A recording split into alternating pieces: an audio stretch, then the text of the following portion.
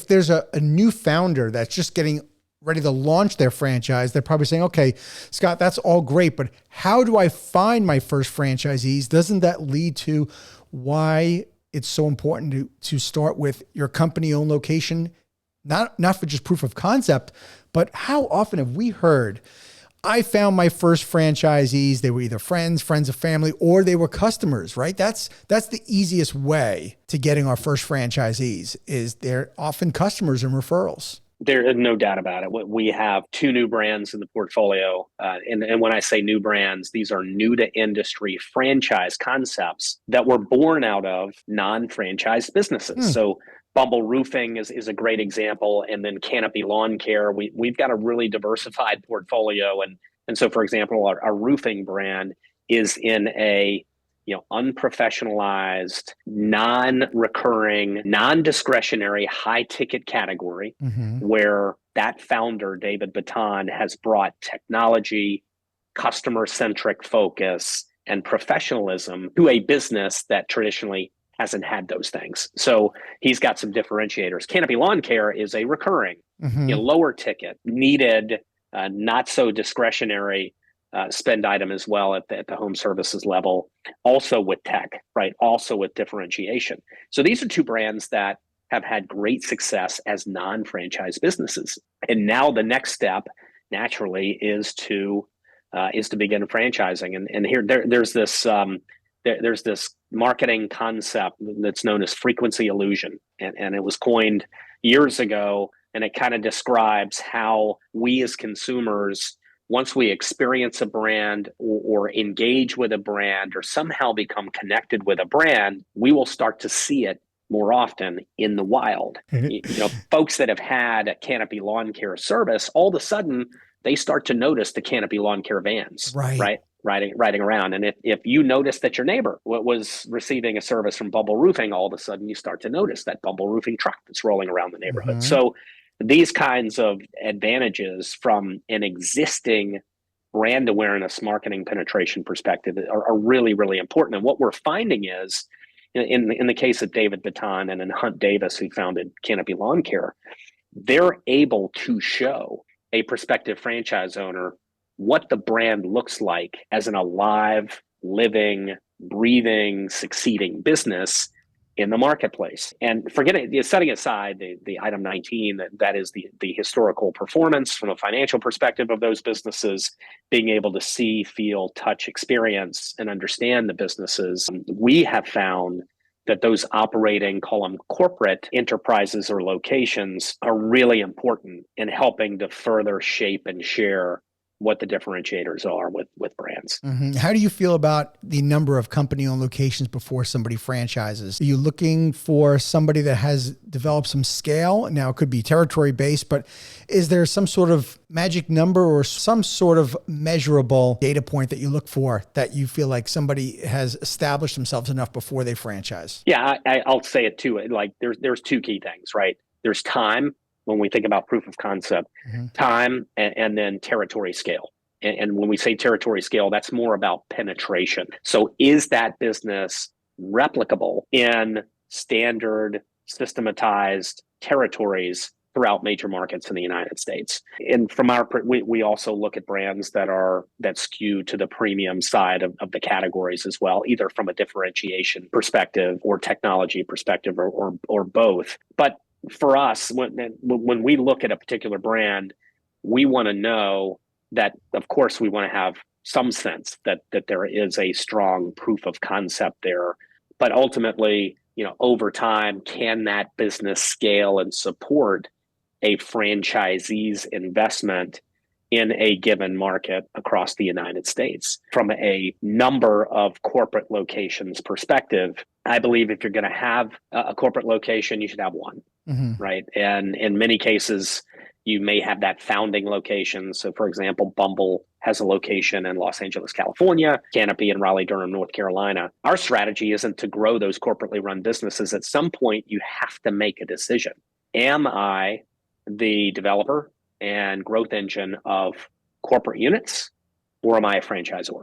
And what is your core? What's going to be your core focus? And that's where you need to spend your time and your effort. There may be a point and I don't think this is a bad thing at all, there may be a point where your growth dictates and your core focus dictates that former corporate location maybe needs to be refranchised. It Sure. might need to be sold to a franchise owner so that you now can focus all of your time on onboarding, training, marketing, support, mentorship, all of the disciplines that will help each franchise owner grow. I think having corporate locations certainly can be a benefit early on, but people need to be really careful about the distraction factor and the core focus of franchising later on after launch. I totally agree with you. I think franchising is difficult enough. How can you possibly spread yourself out that you can have your team focused on the franchise support, training, ongoing support, technology, operations, management, marketing, finance, all those things, and still have company-owned locations? Yes, there are brands that have successfully done it. But when you're talking about a large brand like, I don't know, McDonald's, if I go to the extreme, yes, they have the resources to do it. But somebody like me that's franchising my concept, I think you should absolutely have a company on location or 2 or 3. But I agree. I think you have to decide, are you in or are you out? Are you franchising or are you a corporate owned strategy? And if I'm a candidate, and I believe that there are a number of candidates out there and probably most, right, that want to understand, I get the question a lot on management calls, but what's the strategy? Right. Right. Okay, this is very interesting. Empower's got a number of brands in the portfolio. The brands are successful. They're growing. That's great. But what's the strategy? What's the next? Where are you spending your time? What is your core focus? And it gets blurry, right? It starts to get blurry if you have this corporately run engine that's growing. It starts to beg the question, where are the dollars being spent? Where is the talent that's coming in, spending their time? What are the initiatives tracking to? Is it franchising?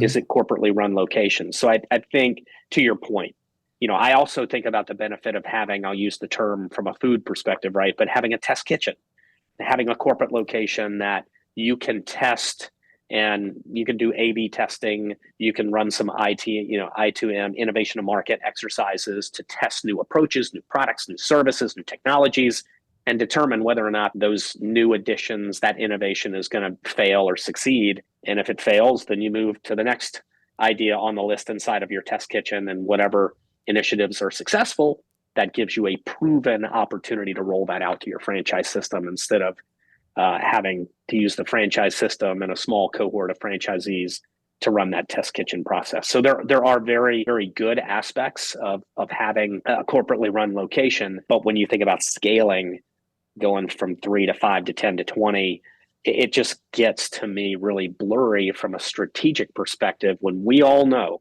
candidates coming in that are in many cases investing their life savings. They are giving up a career to achieve that dream of business ownership. They want to know that franchisor is behind them, focused on them, building the strategies that are going to help them grow and be successful. It's hard to do that when you're 50, 40, 80% of your time might be spent in non-franchised activities in that business. Oh, we are in total alignment for this foundation of building this franchise company, right? So the next thing is, again, I'm a franchisor. I need to start selling franchises. Let's take the next step and talk about, do I use brokers? Do I not use brokers? Do I use a franchise sales organization, or do I sell franchises in-house? So let's start with the brokers. What are your thoughts? Yeah, and those are the 3 legs of the stool. The consultants out there and the organization that exists, and brokers, consultants, advisors, absolutely a valid and effective path at growing the franchise organization. And I will tell you, from a cost perspective, it is costly, right? There are commissions that are paid to consultants for the work that they do in delivering candidates that ultimately do a deal, right? So one of the benefits of the consultant organizations is you're not paying money up front per se. Now, many of the consultant organizations have a membership fee. They may also require the attendance at an event such as an annual conference. That certainly is upfront capital. But on an ongoing basis, you are paying a success fee, meaning you're paying a fee when that franchise owner signs a franchise agreement and joins the system, right? The other big advantage of the consultant organization is the additional layer of what I'll call qualification. Franchise consultants spend a lot of time with individuals who have an interest in business ownership. Maybe it's a passion, maybe it's a dream or a goal, but they're spending time vetting and aligning candidates with brands that seem to fit with the interest levers of those candidates, right? Some candidates don't want to be in a brand that might be outdoors or focused on outdoors. That's good to know. And so consultants work very hard to make sure that they understand the candidate, what the candidate's interested in, what they're passionate about, what their level of investment looks like, and then they match them up with brands where there may be a good fit with that candidate. So when you get a referred lead from a consultant, from a broker, from an advisor, from a coach, you know there's already been a great deal of vetting that's taken place. And there's value to that. There's real value to that. That's why the close rate of consultant referred deals is probably 5x what it is on organically non-broker referred or driven deals. So there's certainly value.